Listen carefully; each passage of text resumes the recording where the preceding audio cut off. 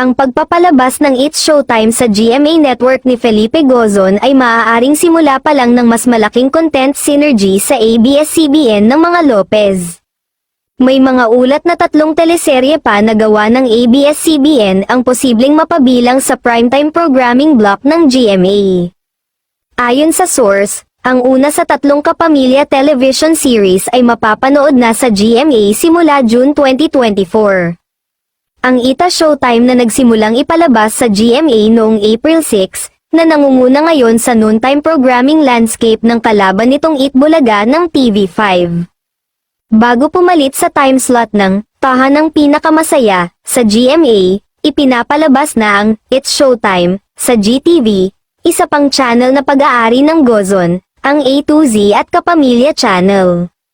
Samantala, looking forward ang Kapamilya bosses na mas marami pang GMA stars na posibleng mag-guest sa It's Showtime ng ABS-CBN.